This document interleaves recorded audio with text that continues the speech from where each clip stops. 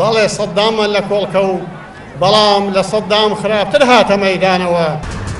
3 ساڵ لەمەوبەر و لەوەها ڕۆژێکدا مامۆستا شێخ محەممەدی بەرزنجی سەرکردەی شۆڕژگێڕ و کەسایەتی دیار و زانەی ئیسلامی کوردستان و پێشەوەی کۆمەڵی ئیسلامی کۆچی دوایی کرد.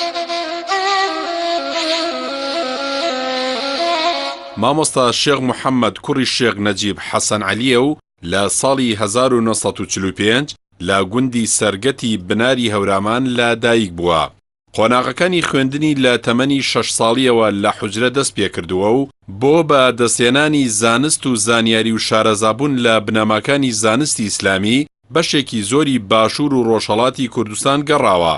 مامۆستا سەرەڕای خوێندنی لە حوجرەکانی کوردستان توانی درێژە بە خوێندن بدات لە بواری ئەکادیمیدا لە ساڵی 1970 باکالۆرۆسی لە زمان و ئەدەبیاتی زمانی عەرەبی لە زانکۆی بەغدا بەدەستهێناوە.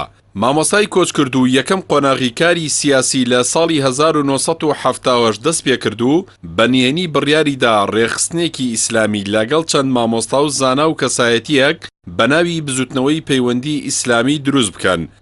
ئەگەینە ئامانجە ئەساسیەکان کەچەکی ئازادی گەلی کورد و ڕزگاری کوردستاندا کردوەتە شان. دوای ئەوەی لە ساڵی 1983 ڕژێمی بەعز بڕیاری دەستگیرکردنی دەدات، مامۆسای کۆچ کرد و بڕیاریدا کۆچ بکات و باشووری کوردستان جێبهێڵێت. دوای ماوەیەک لە کاری نێنی لە ساڵی 1984 بزوتنەوەی پەیوەندی ئیسلامیان ڕاگەیاند و مامۆستا شێخ محەممەدی بەرزنجی بووە یەکەم ڕابەری ئەو بزوتنەوەیە.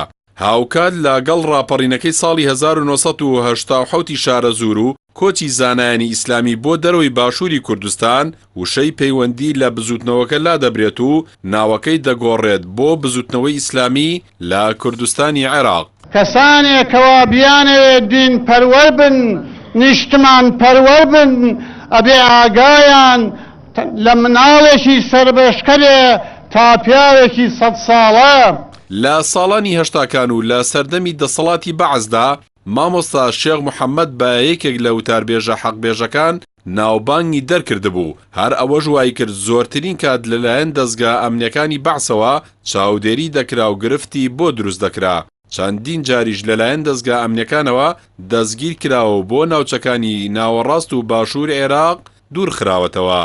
لە دوای ڕاگەیاندنی بزوتنەوەی ئیسلامی ئەندامی مەکتەبی سیاسی بوو تاوەکو بزوتنەوەی یەکبوونی ئیسلامی. دواتریش لە کاتی ڕاگەیاندنی کۆمەڵی ئیسلامی مامۆستا شێخ محەممەد بەرزنجی بە پێشەوای کۆمەڵی ئیسلامی دەستنیشان کرا. لە دوای ڕاپەڕینی بەهاری ساڵی 1991 مامۆستا شێخ محەممەدی بەرزنجی وەک کەسایەتیەکی سیاسی و کاریگەری سەر گۆڕەپانی کوردستان ناوبانگی دەرکرد. هەر وەک بە سمبولی ئاشتی و پێکەوە ژیان لە هەرێمی کوردستان ناسرابوو لە زۆرینەی سڵح و پێکاتە سیاسەکاندا جێپەنجەی دیار بوو. هەر ئەمەش وای کرد زۆربەی حیزب و لایەنە سیاسەکان بە دۆست و کەسی نزیکی خۆیانی بزانن. پیاوە ماندووەکەی ڕابوون پێشەوە خۆنەویستەکە ماڵ ئاوا. لە ناو کۆمەڵی ئیسلامیشدا پێشەوای کۆچکرد و پێرگە و شوێنێکی تایبەت بەخۆی هەبوو لە سەرجەم پرسە چارەنووسسازەکان و گۆڕانکاریەکاندا قسە و پرۆژەکانی جێگای پێزانین بوون. بە لەدەستدانی مامۆستا شێخ محەممەدی بەرزنجی ڕابوونی ئیسلامی بەگشتی و کۆمەڵی ئیسلامی بە تایبەتی زیانێکی گەورەی لێکەوت و بە وتەی هاوڕێیان و هاوخەباتانی مامۆستا هەرێمی کوردستان پێویستی بەدەیان کەسایەتی و زانەی هاوشێوی مامۆستا هەبووە بۆ چارەسەری پرسە چارەنووسسازەکان. مامۆستا پاش تەمەنێکی پڕخێر بۆ گەل و نیشتیمان لە ڕۆژی هەینی 13 حوزەیرانی 2014 لە سلێمانی کۆچی دوایی کرد. دواتر لە مەراسیمێکی شایستەدا تەرمەکەی لە زێدی خۆی و لە گۆڕستانی گوندی سەرگەتی هەورامان بە خاک سپێررا.